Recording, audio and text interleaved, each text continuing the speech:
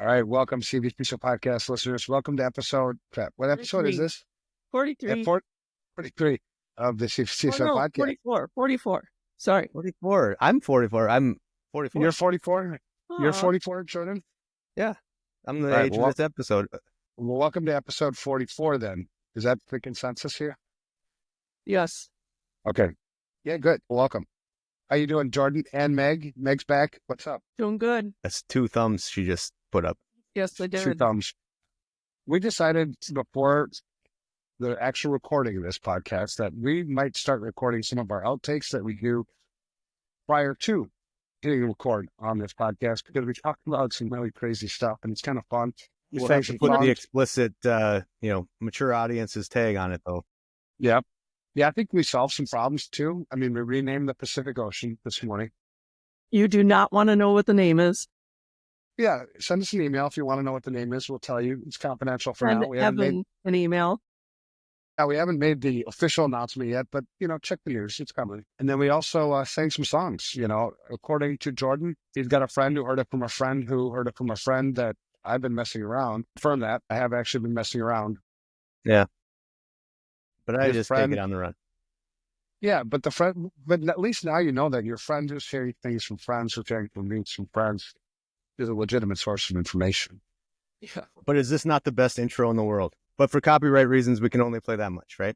We don't know. I mean, We're gonna get sued? Jordan, you were Well, going to look into that. You would agree. Yeah. Well, really what that means is I'm building a legal advisor chatbot. Right. Well, Nice. according to ChatGPT, what we just did was completely legal. Right? Am I Well, right? then you did. Then it's so. We should ask ChatGPT, actually. ChatGPT.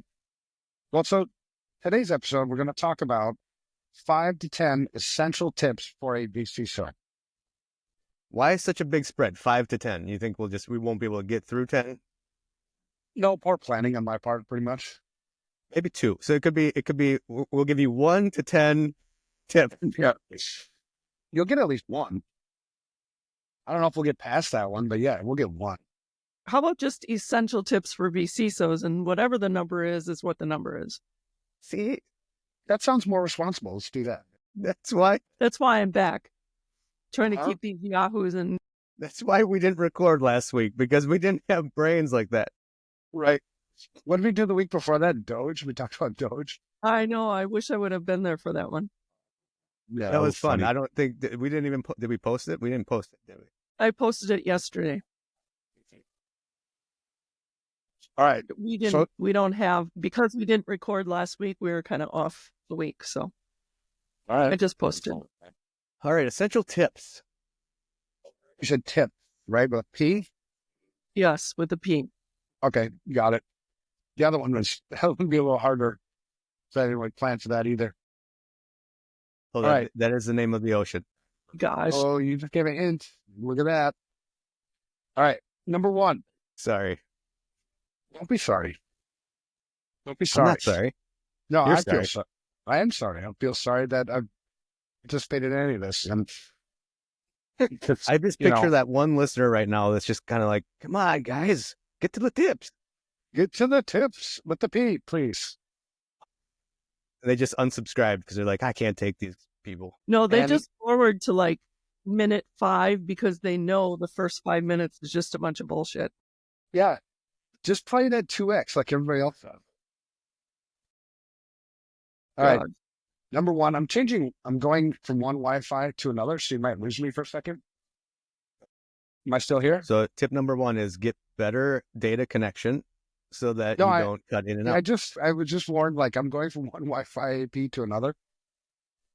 So you God. might miss me for a second. But now here I am. Tip number 1, understand the business first. Security second. That's your number 1 tip. Why- Business You know first.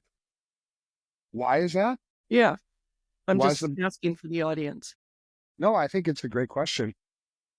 And I think How much- people should ask why more. The first why is, or the first answer to that is, a business is in business to make money, not to secure information. So you have to So what does understand the that look business like to for- integrate it.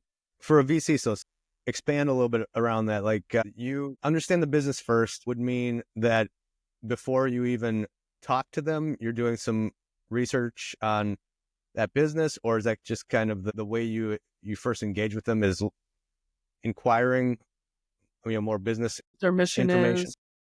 Yeah. I mean, with the way we teach it in the CvCISO course is, I do OSINT ahead of time. The earlier in the process, the better, because you're going to start this conversation with the business, and you need to resonate. They want to feel like they're understood, feel like, you're there. There's so many misconceptions coming out of information security, like it's a cost center, like you're the team of no. So you're going to have to overcome those hurdles. And the better you understand who it is you're serving, the better you'll be able to answer those questions, alleviate those fears, align with the business, and provide value. So you can do it. You can do it later. You can do it after the contract's signed. And as you get to know them, there's nothing wrong with that. We teach it to do it as early as possible. And if you can, start to build a profile of your customer before you ever meet them. There's lots of public information, lots of open source intelligence gathering that you can do to prepare for that first meeting. And when you come in that prepared, that like helps build the relationship, and they'd be pretty impressed by that. Yeah, I mean, that's where my mind went right away is kind of the sales side of it. Because, I mean, obviously you need that to, in the end, to understand them and give them proper, consultation, right? But even when you first meet them, I just read a LinkedIn post of a buddy of mine who's in HR. And, we were talking about getting into the business as well. And one of the points he made was that, when you go in for an interview, oftentimes they'll ask something like, why do you want this position? And if you're not prepared to answer that, with a good answer, then, they're kind of smoking some things out. And one of those in this application would be you go in to talk to a prospect to try to pitch vCISO services. And if you haven't done some of the basic things, I mean, all the public information that's out there, all the ways that you can very quickly get up to speed with the organization and what they do. In some ways, it kind of is, you're behind the eight ball. Like there's some just basic stuff that isn't that hard to do that you should go in prepared with. Yeah.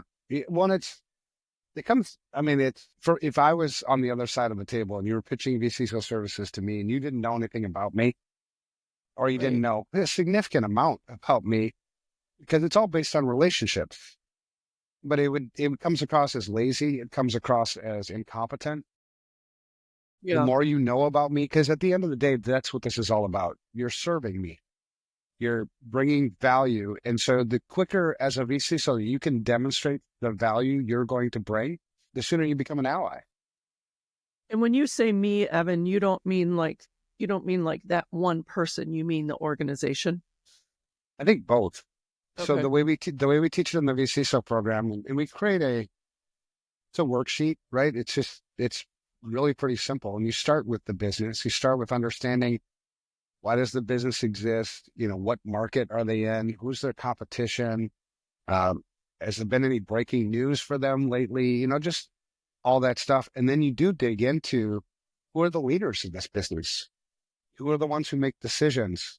Are these people that are driven by ego? Are they driven by mission? Are they driven by money? Because all those things are going to dictate a little bit on how I'm going to portray myself and how I'm going to communicate with them. Yeah. We have to connect. What do you think is, like, from a practical standpoint, like a reasonable amount of time? Maybe we can't. Maybe there's not like one solid answer, but like, I remember, those forms from the class. I've tried to put those into practice and start using those. Just in general. I mean, not even necessarily for vCISO services, but if I'm meeting with a prospect, I was like, okay, this is a nice guide to kind of that reconnaissance ahead of time. But I mean, I could spend all day researching and going through that. Like, what is kind of a reasonable amount of time you could expect to do that preparation? I think it varies. It varies from relationship to relationship. There are some relationships that are more important to me personally than others, and I spend more time on those relationships. I think the same thing would apply here. This is a customer that, man, I really want to do business with them. I buy into what they do. I really want this customer. Well, then I would spend more time on that one. If it's just a customer, like, and you hate to say it, like, oh, we treat all our customers exactly the same. That's bullshit. You don't. There's some customers that are much more important to you than others. And there are some people in your life that are much more important than others. So I think there's no set value. I think if you come into a meeting with a customer and you feel prepared, that's enough, probably. Mm-hmm. You're ready to answer some of those tough questions. You're ready to differentiate yourself from any competition that might be coming to the table. You're able to, at the end of the day, for me, if I was hiring a vCISO, what value do you provide to me? And is it valuable enough to offset the cost? Because so many security people and vCISOs come into these things and they think security first. They think security for security's sake. Oh, we're going to be compliant or whatever. Maybe, it's short-sighted. And if you have no other competition, maybe you'll still get that client, but you probably won't serve them well. Because at the end of the day, the business isn't in business to secure information. They're not in business to be compliant. They're in business to make money. So how are you going to help them make more money? And it's a different way of thinking. Yes, I already know the security stuff. I know, identity and access management. I know networks really well. I know all the security shit. They don't care. How are you going to make my business better? Yeah. How are you going to make me more money? I already assume you know the security shit because you're here. You know what I mean? If they want to challenge you on that, you're fine on that. That's where they want to take the conversation. But it's always got to be business first. Never push security for security's sake. Learn the company's mission, learn their revenue streams, learn their risk appetite. At the end of the day, they're the ones who are responsible for these risk decisions that they're going to make, that you're going to consult them on. Mm-hmm. And you absolutely have to align every one of your security strategies with business objectives. If you don't know what the business objectives are, then don't make recommendations yet. Yeah. The last thing you want to do is start recommending security strategies that are going to get in the way of the business making money. Not only are you not serving the customer well, you'll probably be fired, but you're also giving the rest of us a bad name, the ones that do this right. So that's why it sort of pisses me off when you don't understand the business first. So that's my number one tip is business first, security second. Number two, simplify. I preach this all the time. The number one enemy of information security always is complexity. So if you're looking for quick hits on how to make an impact, a positive impact on the organization, you built the rapport, you built the trust, you built the credibility with the client. There's no other, it's so easy to demonstrate your value in simplifying overly complex processes, simplifying overly complex communication flows, simplifying technology. How many companies do you walk into that don't have an asset inventory? If you don't have an asset inventory, then what the hell are you trying to protect? So conducting that asset inventory, you're going to find that you've got a whole bunch of hardware and software that's laying around that you're not using anymore, but you're still paying for it. Well, if you want to help the business make more money, then get rid of shit you don't need. Yeah. And from a security perspective, we talk about security as risk management. Now, say it again, security is risk management. One of the easiest ways to reduce risk is to just get rid of it, avoid it. So if I, get rid of 50 applications in this environment, that's 50 applications I don't have to patch anymore. That's 50 applications I don't have to follow strict configuration and change management on anymore. I've reduced my attack surface. That's 50 more applications that attackers can't attack anymore. So from a security perspective, it makes perfect sense. From a business perspective, you're helping them make more money. It's like win-win everywhere. Let me tangent on that for a second, because you make a great, kind of starting point of asset inventory. Let me paint a scenario. Let's say you walk into a 50 to 70 person company and they have zero asset inventory. They don't have any IT staff. The best person that they have that maybe kind of takes inventory, they know who bought this computer, they buy the computers and they dish them out. They're maybe the HR person, or they're like the finance person, or they're like an office manager, right? But they don't track everything. They maybe have a spreadsheet that they fumble through for just like things that they're like computers or whatever. And they say, man, you're absolutely right, Evan. Asset inventory. We don't really have a grip on this. Help me make it happen. What does that look like? What does that starting point look like for them? It's going to be a little bit different for every customer. That's another, key piece about what information security is. It's never one size fits all. Mm-hmm. So every relationship is going to be a little bit different. Every environment's going to be a little bit different, all that. So what's defensible, meaning, what's, I guess, reasonable, what's responsible is progress, not perfection. I think a lot of times people will start on a process like that and they'll get this analysis paralysis where like, oh my God, it could be everywhere. I mean, we got to do this. Just start with anything. It doesn't even matter. Go to accounting and see if they've got, invoices for all the computers that you bought. Get up and walk around the office. If it's a remote office, talk to each employee, about create a questionnaire about the hardware that they're using. Or would you offer to do, not to interrupt, but would you offer to do this yourself as the vCISO? If they don't have somebody to do it, at the end of the day, somebody's got to do it. Yeah. And our job is, when you talk about simplification, and by the way, whenever you simplify things, don't discount how much it makes you come off like an expert. Experts at any field, in anything they do, an expert in any field is able to simplify complex things and communicate those to others.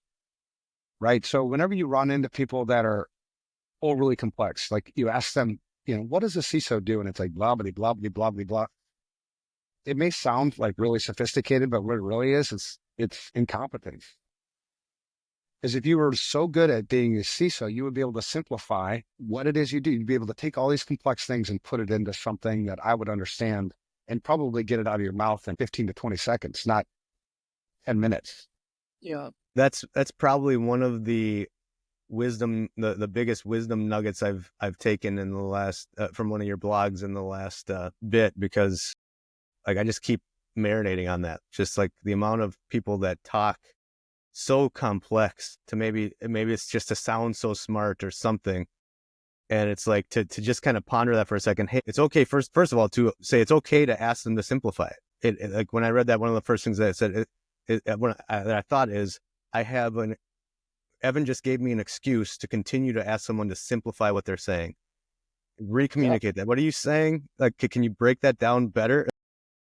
And then if they can't, the idea that it's all BS is, I was like, man, it was just a very profound thing. I appreciate that. Well, we do talk about that in the class with, making sure that we're speaking the same language. And a lot of times we aren't doing that. And so then it's up to us to help the translation from them to us and us to them. And absolutely, I think that helps simplify, because like myself, as fairly new in the industry, sometimes it's got to be like broken down so that I understand it. Isn't that our job? If I'm an expert, or I call myself, or somebody calls me an expert vCISO, truly what my job is, and we've simplified that before, right? Many times we drill it into you consult the business to make good information security risk decisions, number one. And number two, you implement those risk decisions. That's what you do. That's it. Now there's a whole bunch, and you can get super complex and all the things that it takes to consult the business to make good risk decisions. Yeah, there's a whole bunch of shit, and we can get really complex into that piece. But at the end of the day, who I'm communicating with, it also makes you, as a vCISO who's maybe not an expert, if you can simplify all that complexity into those two statements, consult, implement, that's what you do. Do you not sound like an expert? You come off like you actually know what the fuck you're talking about. Mm-hmm. Because you do. And so that's just one example of simplifying the complexity. Going back to your question about, asset management, if there's nobody else to do it, is that something that I would do? Yeah, I would fit that under the implementation piece. So it would be something that I would do if you didn't have somebody else that was cheaper and better at it. The business, we want to get this thing accomplished as cheaply and as well as possible. and you'll probably find that there's somebody better, than me. So the thing about simplifying complexity, you have to understand this and get it through your head. Executives don't care at all. They don't give a shit about technical jargon. They don't. So it may sound impressive to you. You sound like an idiot to them. Yeah. Well, they don't understand.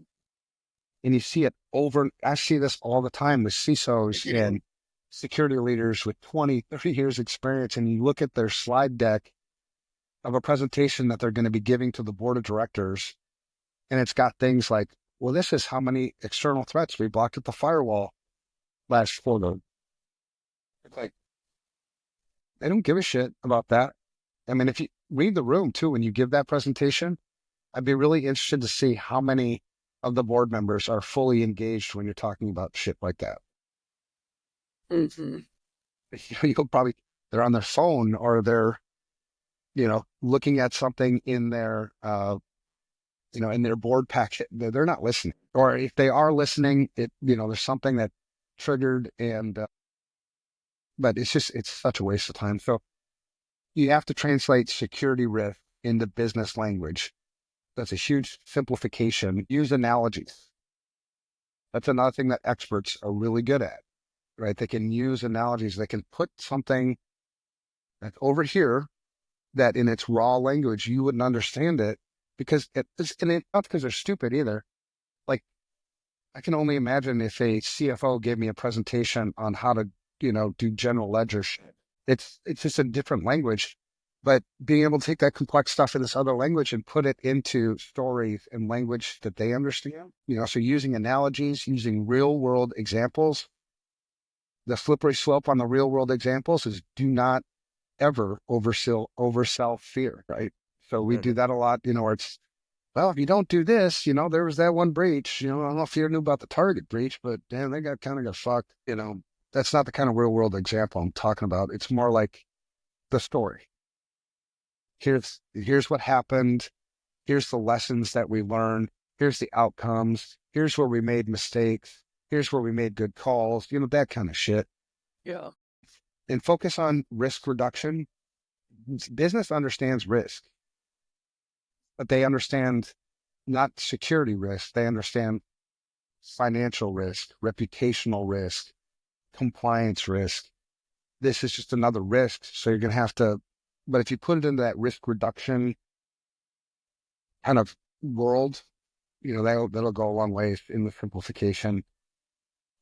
Technical perfection, yeah, keep that all out of the equation. So the two things so far: understand the business first, always, and number two, simplify complexity. Mm-hmm. For me, simplifying complexity has always been, it's gone so far for me in establishing trust and credibility with the business, because they don't like complexity either. They don't want to go through a 20-step process to do something. They want a 2-step process. From a security perspective, it's a lot easier for me to secure a 2-step process than it is a 20-step process. And everybody's happy because their job is better. Well, that's what is sticking out to me the most right now, just after these first 2 tips, is that both of those, I mean, you sit back and you say, well, of course, those 2 things are valuable to the business. Of course, they're going to want to, that's something that they would pay for. Someone that knows their business and can help simplify, eliminate waste, you can just see the value already in just those 2 tips. And I mean, really, you're not talking about managed SOC solutions or anything like that. Right. No, because I think it's, a lot of people go into these details before it, and really all those are, when you're making these risk recommendations, right? You consult the business to make good risk decisions. The worst risk decisions you're going to make typically are the ones that lack context. So if I go right into SOC or I go right into technical without understanding the business, those are all decisions. Those are all recommendations that you're making out of context. And it may not seem like it. It may seem like you're doing the right thing. You're hurting the business. You have to put this into context. Mm-hmm. So starting with the business itself, why does the business exist? Why is it here?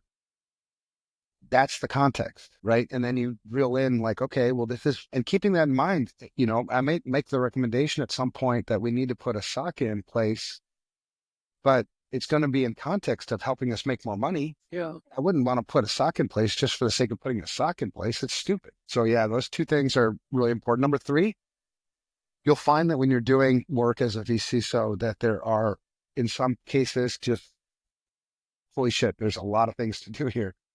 Like, where do I start? I've got asset inventories. There's no vulnerability management. There's no governance. There's no policies. I mean, it's just, that's normal to walk into a place and have that. That's the cool thing about you being the vCISO is you're bringing that security leadership, but you have to question. It can feel overwhelming. Like, where do I start? Like, which one of these many, many things should I recommend to the business that we start with? This is where you got to work on prioritizing and focusing. This is the third thing. Prioritize and focus on impactful wins. May not be the one that's going to reduce the risk. And it may not be the one that's going to reduce the risk the most impactful. And who defines what impactful is? You and the business do that. So I was just talking to a buddy last night who was in an information security leadership role, and he's struggling with that same thing, about, this one thing is really, can't get over this hump. I can't get over this hump. And it's like, well, take a step back. Maybe the reason why you're having trouble getting over that hump is this isn't the most impactful thing for the business. And if it is the most impactful thing for the business, then figure out a way to communicate that, because everybody here in your business, I think, wants to do what's best for the business. And then, we started talking about it some more and you find out like, okay, this is just something that in your opinion was a frustration, in your opinion was the biggest, risk reduction, but it's not the most impactful thing to the business. So shelve it, put it to the side, come back to it later and work on those most impactful things. Get those wins, because that also brings with it momentum. Everybody likes winners. When we start demonstrating wins, people want to play ball with you. And if you have because sometimes in larger businesses that are more complex, you'll find that the hardest things to get past are the people in certain leadership positions. And that's what this problem was, right? There's a development team that can't get them to take accountability for shit. And, it's very frustrating to him and whatever. It's like, well, let's think about this about, the most impactful wins. You've got other business leaders that you have better relationships with, that you've got better rapport with. What kind of wins that would be impactful do you have in those teams? Because as you start demonstrating those wins across the board, the herd mentality starts to come into play, where that one leader that just won't play ball with you, once they feel like they're the outlier, like the other 10 leaders are all playing ball with you, he's the one who's not. He's going to be like, what? Sid, why am I never being invited to these meetings? Why am I being excluded? Well, it's because you're not playing ball. So I guess the theory here, and it works, is look for those most impactful wins, and those ones that are in your mind are like the most impactful wins, or the ones that are frustrating you the most. Those pieces will eventually flip, because you're focusing on the most impactful wins for the business versus what are the most impactful wins kind of for you. So and that helps anyway, build the trust and credibility within the business as well. So it helps. Absolutely. When you start to focus on those things and they start to see the progress and the improvement, then it lends itself well to your credibility. Sure. And credibility, man. There's a reason why, I don't know if you've ever been on this side, like you'll make a recommendation to the business as a vCISO that the IT director or the CISO or whatever, they've made that same exact recommendation to the board before and they didn't do it. But then when you come in as the consultant and you make the recommendation, they eat it up and they go do it. And then I don't know if you've ever run into this, and then the IT directors or the CISO or whatever is like, I have to get that same recommendation, and they never did it. They never listened, Great. And the reason why that happens is because when you get some inherent credibility walking in the door as a vCISO, because you're already viewed as like the expert, kind of thing. Yeah. But use that not to your advantage, use that to the business's advantage. And so, in that relationship, when you're talking with the CISO or the IT director, whoever your contact is at the business, ask them what recommendations they've made before. Work with them, ally with them, as opposed to them feeling like, you're just making the same recommendations that I made. And because that can go adversarial if you don't manage that right. I have a quick story for that. When I was a security analyst and I did an assessment for school, the IT director is the one that I met with to do the assessment. And I heard over and over and over again, I've tried that, or, they don't listen to me and they don't see the value. They don't, whatever, it's just on and on. That's what I heard. And when all was said and done and we were in the presentation to the board, I literally started to see light bulbs go on with the board members. Like, this is a business issue. This isn't an IT issue. And they started to, embrace the things that he had been talking about till he was blue in the face. And, it was pretty powerful actually to experience that. That's a really interesting observation, because it is true that sometimes it's the deliverer of the message that makes the difference, not the message itself. Or sometimes it just takes that outside person that's saying the same thing you're saying, just from a different angle, or just, just because. And then it's like, oh, yeah, I've heard that before. And now this person is reinforcing it. Yeah, that's true. And if you play that ball right, that IT director, you just added to their credibility bucket too. Right. Because here comes an expert who's recommending the same thing that I've been recommending for the last 2-3 years. Well, you must actually know what the fuck you're talking about. It helps. And then, because you're always looking for these wins. You're always looking for these, like, just winning somebody over. Yeah. Demonstrating a win on simplifying a process, something that used to take us an hour now takes us 20 minutes. Because the traditional way, a lot of people approach security is like, well, we need to do multi-factor authentication. Well, maybe you do, you probably do, but taking it to that complexity piece, is it going to make things more complex for people? If you don't design it right, it probably will. So then, how do I simplify that? Because that's the big reason why you get the pushback on so many of these things is, oh, that's 4 extra steps I got to do. That's another password I got to remember. You're just making their life more complex. Yeah. So expect that pushback. So number 3 was prioritize and focus on impactful wins. You need to understand that not everything needs fixing at once. The name of the game is progress. So identify the critical risks, identify the most impactful things to the business, tackle those first. Use a risk-based approach whenever you can. Use facts whenever you can. Opinions are meant to be challenged. So if you're coming at this with opinion and you lack the credibility and the trust, don't expect it to go well. Because opinions come with trust and credibility. If you've got those stacked up pretty good, then your opinions will fly better. But out of the gate, you're going to have to use facts a lot more. Factual stuff, quantification. You'll prove out that those facts are going to be true because they are facts. And that will then lead to your credibility and trust. And then you'll eventually get to the opinion stuff more. But you have to get those wins up front before you're going to get there. Small, visible wins, and tout those wins.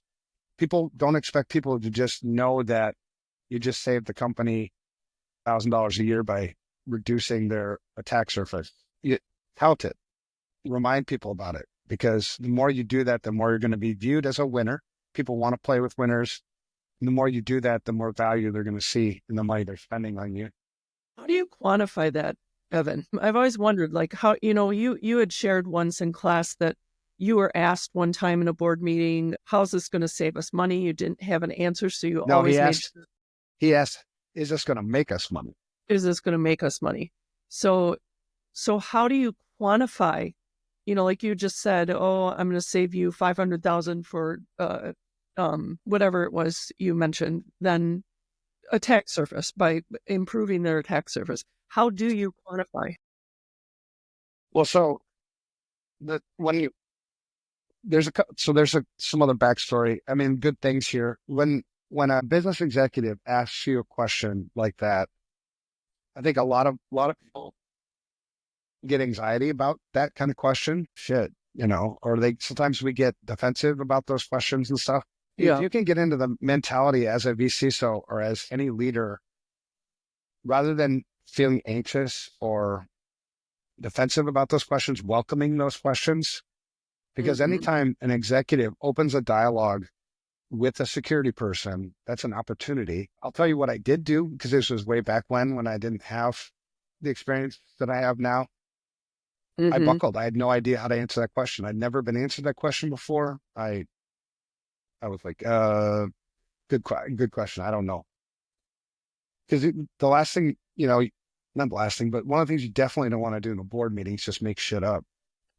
So Right. I walked out of that meeting like, okay, I should better have an answer for that next time I get that.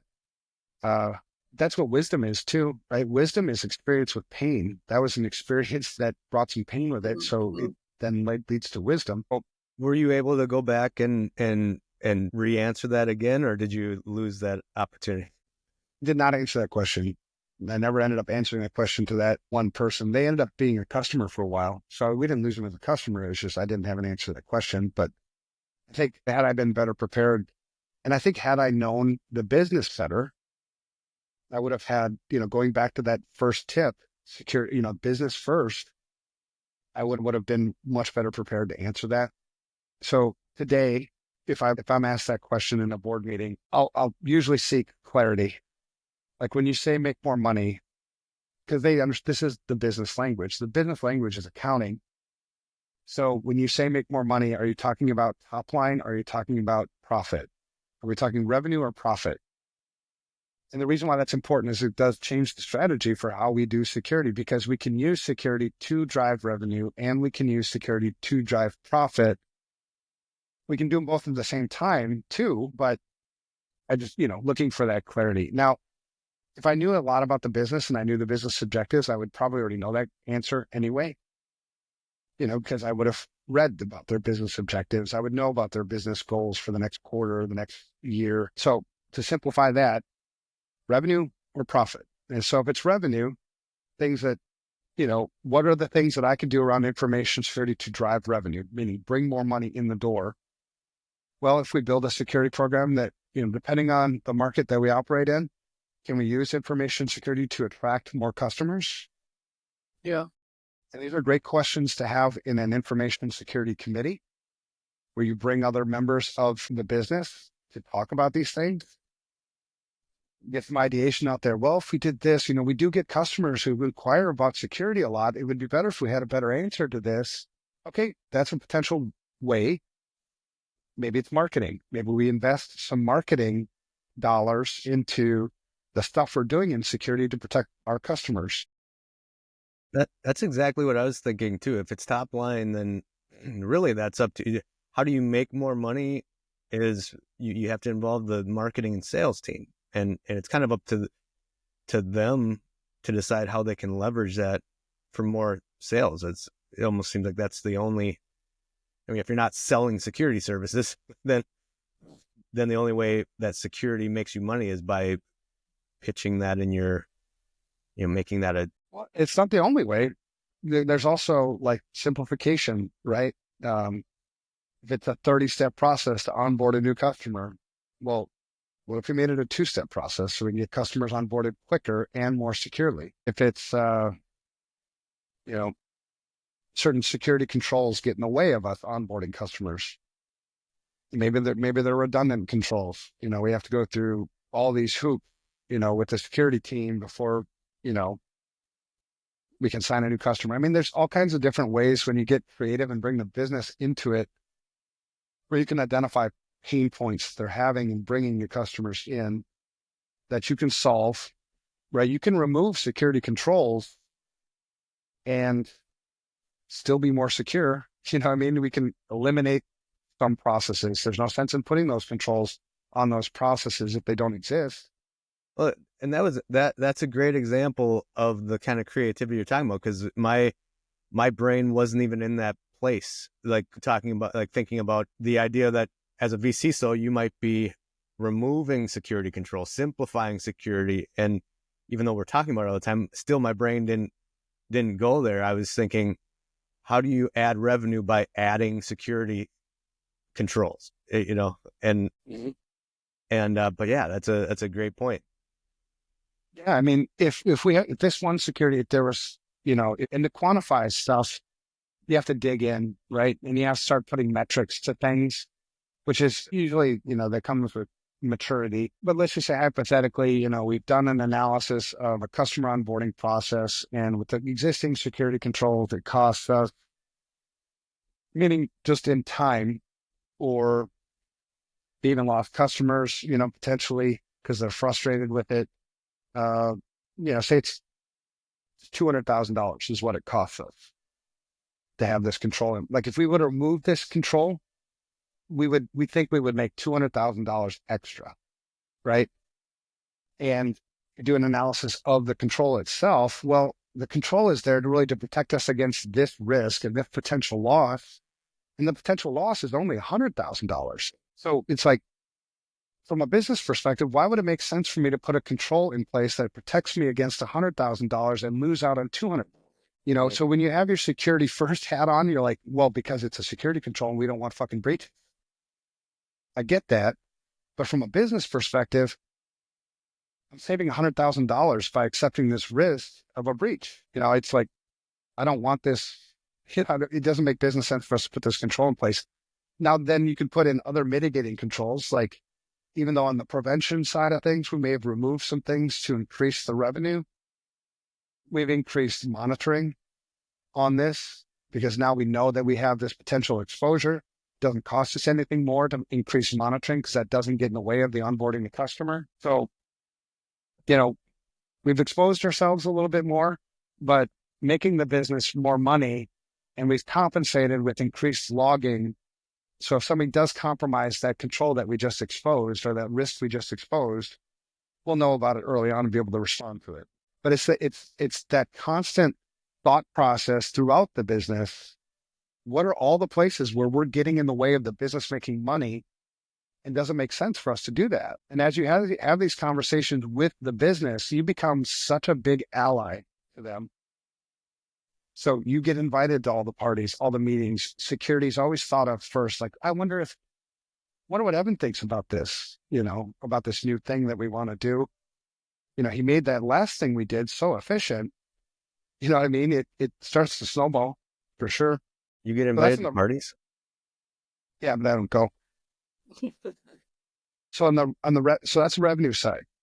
Revenue side takes more creativity than profit side. Profit side is what are the things that are, once we've onboarded customers, we've made the sales, what's all the stuff that goes into providing the service, providing the product, providing the thing that we're providing, and what's left over for us at the end. So things here that you can do, from a profit perspective is you can certainly reduce staff. I mean, if you come into an environment and you've got 3 security people that don't do shit, because you were always thinking security first. So you just hired security people because you thought you needed security people. I mean, that's a shitty, nobody likes to let people go, but man, that's a quick cost savings. The quickest and the best one is usually around asset management. Most organizations that have never done asset management well have duplication of applications across the board. They have applications that they bought that they never knew that they had,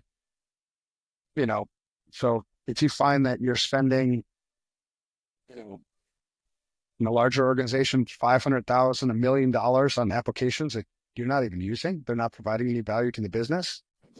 That's all cost of goods sold. Get rid of that shit. And there, I just improved your bottom line. So I think now in that same question, gone through this multiple times now, there's lots of great ways to answer that question. Will security make us money? Hell yeah, it will, for doing it right. I wonder if this is an idea for another kind of mini course for the CvCISO program. I mean, I know we touch on this stuff in probably a lot of different ways within the course, but I'm just thinking there's probably a lot of people that could benefit from like a crash, like an MBA kind of a thing, like a mini vCISO MBA That's a good course idea. where you're actually learning like this business side of stuff, deep diving into it. Do you mind taking a note on that? Yep, I'm doing that right now. Take that up with Dave. Yeah. And then you just learn these things from, like I said, wisdom comes from experience with pain. So if you want to avoid the pain, just listen to the wisdom, or you can go do it yourself. You'll find that you'll be in the same spot that I'm in. It's easier just to listen, I think. So anyway, so that number 4, I love the question, by the way, because it gets me back to thinking again through this stuff. And it reminds me of times when I've been in that seat, and it's like I still feel like a little bit of anxiety from that question, all those years ago. Yeah. Will this make us more money? Like, I don't know. Yeah. Now it's Really like, do. yeah, now, and like you can say it with confidence, like, hell yeah, yes, it absolutely will make us more money if we do this right. And then they get to ask the next question, because it'll be surprising to them, because it was probably coming out of a challenge, like, security is just a cost center. Would this one actually make us any more money? And I mean, that's kind of what's implied with it, right? Yeah. It's like, oh yeah, it'll make you money. Oh, well, tell me how. Oh, I'm so glad you asked. Yeah. Right. This is another opportunity for you to, that's what I'm saying. And you can take those anxious moments and turn those into opportunities. Everybody really, really wins. Yeah. Number 4. So just to recap first, number 1, understand the business first, security second. Number 2, simplify complexity. Number 3, prioritize and focus on impactful wins. Number 4, get buy-in from leadership and key stakeholders. This is harder in some places than others. Totally got to the point towards the end of my practicing career, because when you're starting out in this business, you can't be choosy. I mean, like, you got to take whatever customers you can get, man. You got bills to pay, but further down the road, once you stay focused and you just continue to work on your craft, you get to a point where you do get to be choosy with customers. And towards the end of my practicing career, I wouldn't do work with a customer unless I was able to interface with the CEO. That was a prerequisite to hiring me anyway.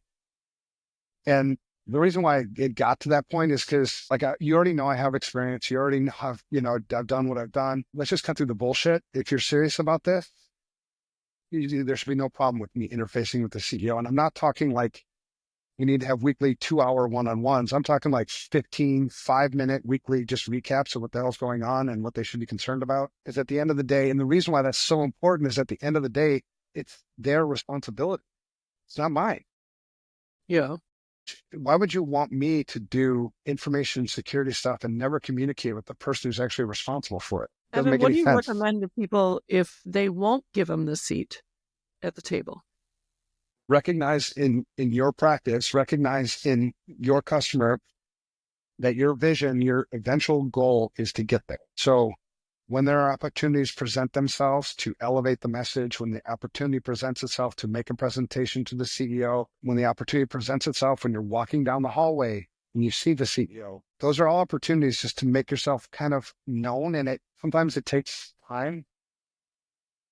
And sometimes you never actually get there, but it's a fun pursuit if you take it, if you go at it with that mentality. Like my goal is to interface with the CEO. And the reason why isn't because of me. It's because it's what's best for the business. And then you'll get that question. Like, if you just come right out and say, hey, we need some leadership buy-in, I would like to have a meeting with the CEO. The natural question back is why? Be prepared to answer that question. The reason why is because, I think there's some really good strategies that we can implement with information security to really drive the business. I'd love to have their input. Or you could play the risk. I mean, depending on who they are, the risk here is actually, this is a decision that the CEO needs to be involved in. Mm-hmm. I like more of the collaborative approach typically. Like, I think there's a lot of really cool opportunities we can, where we can leverage information security to help the business. And I'd love to hear their input. Yeah. You can always stalk them, throw pebbles at their windows in the middle of the night, try to get their attention. right? But these all play off of themselves, right? If you go back to the number one tip I said was understand the business first, security second. We talked about OSINT and analyzing and assessing who the customer is before you engage. The fourth step, I should already have a pretty good profile of who the CEO is in this business.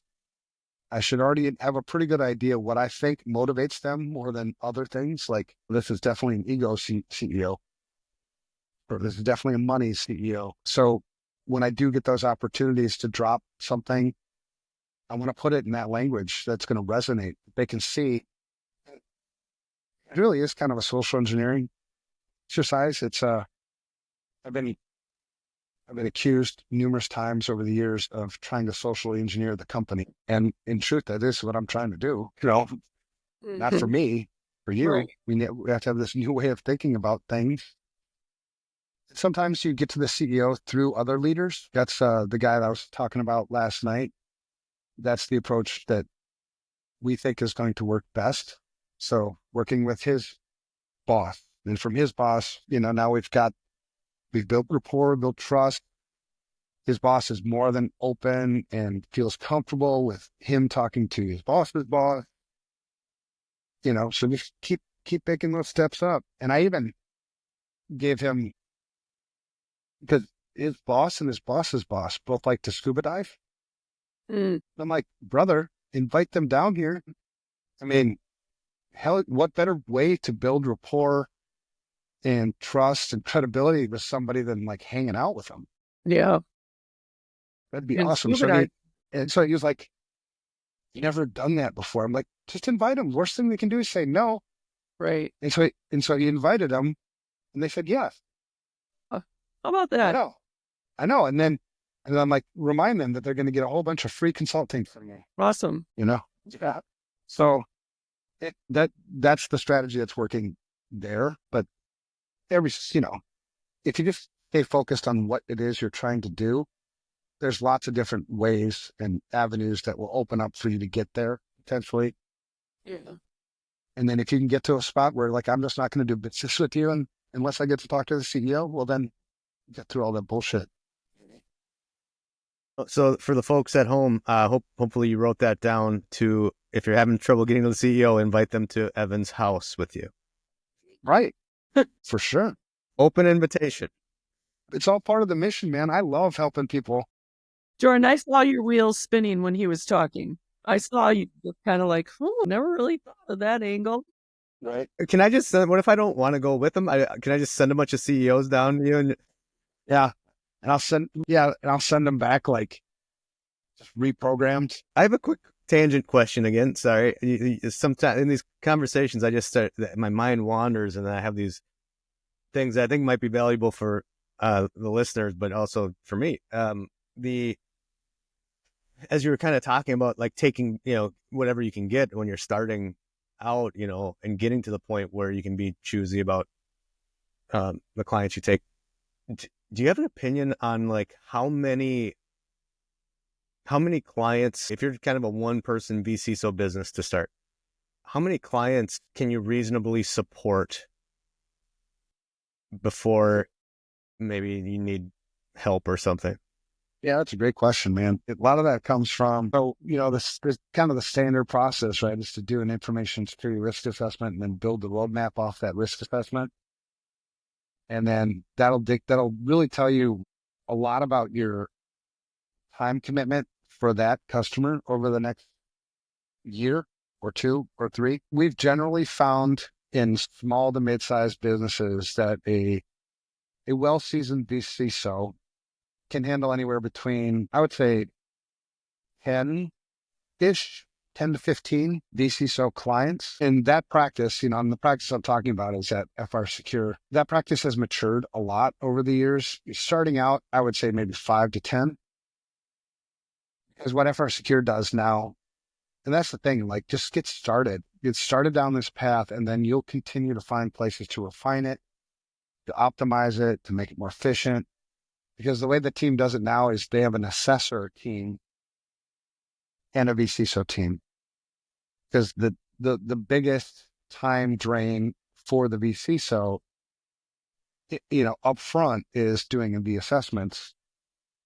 So you have a team that specializes in doing the assessments and then hands it off. And the vCISO is overseeing it the whole time. So the customer knows who the vCISO is. The assessor then hands it off to the vCISO. The vCISO then works with the client after, analyzing the results of the assessment, works on the roadmap with them. But it takes a lot of the lumpiness out of a vCISO's schedule, because most of it's predictable when you do the roadmap, but what's not predictable is when you onboard a new client and you have a 20 to 40 hour, 60 hour, 80 hour commitment on getting the assessment done. Yeah. And, alleviating those lumps. But starting out, your vCISOs will do the whole process. And I think it's good to do the whole process because then you know what goes on during the assessment and all that stuff. But I'd say 5 to 10. And what do you think is the tipping point of where you're actually, and I know obviously this varies depending on the size of clients and everything, but like, what do you think would be like a goal to get to a place where you're making a reasonable amount of money to, you kind of have a comfortable living, how many clients do you think someone needs before they're like, okay, I can. No, that's a good question, man. I think, that's a lot of people don't think go through this mental process of like, what would be a comfortable living? How much revenue per vCISO is adequate, because even though, we're very mission driven and it's about information security for us, and it's about serving for us, at the end of the day, it is a business, right? We have to pay people, we have to pay bills. So it's still a business. You have to make profit in order to grow the business, in order to grow the mission. Let's say you've got just mid-size vCISO customers and they're averaging, I don't know, $3,000 a month per client, right? So that's $15,000 a month on the low side. So 5 customers, $3,000 a month, $15,000 a month. $15,000 a month is $180,000 a year. Is that comfortable? For some people it is, for some people it's not. But on the other side of that, you're $180,000 to $360,000 per vCISO potentially. Using those numbers, somewhere in the middle of that, you've got enough for the comfortable living for the vCISO themselves and profit left over to hire somebody else. The cool thing about the vCISO business model, if you do it correctly, is it's monthly recurring revenue. So it takes the lumpiness out of it and you have some predictability. It really sucks to hire on project-based work because it's so lumpy. Like this month, it's feast. Next month, it's famine. Yeah. So it's like, okay, well, we're feasting now. Let's go hire somebody. And then the next month, it's famine. You're like, oh, shit, we got all this overhead. So that if you do the vCISO right, it's monthly recurring revenue. So you know that, okay, we're eating well. And I know that I already know what the revenue is going to be next quarter. And I know that we can hire another vCISO to fill a role. Mm-hmm. And then just replicate that. That's how the vCISO practice at FR Secure grew. And it's a nice, healthy growth, right? It's also, I think sometimes customers suffer when you're going through growing pains because you've overcommitted, you overpromised. This type of model really does protect them from overcommitting and overpromising because it's predictable. So they don't even know you're going through growing pains until you're hiring new people, which is awesome because you don't want them to. Yeah. Good. All right. So getting buy-in from leadership and key stakeholders, build relationships with the CEO, CFO, legal, HR, IT teams. A great way to do this is just another tool that you can use to get that elevation. I've always loved using what are called information security committees, which is bring various members from parts of the business into a room together to work together to identify what we want to do with security. Yeah. Their ideas. And the benefit to them is, in total honesty, I don't know what it's like to work in sales. I don't know what it's like to work in marketing. I don't know what it's like to work in accounting. So if I'm going to recommend that we put this security control in place, I don't know what it's going to do to your job. Is it going to make it harder? Is it going to make it easier? I want you to tell me so that I don't make mistakes. You know what I mean? So it becomes this collaboration place. The cool thing is you use them to build better security programs on the way up.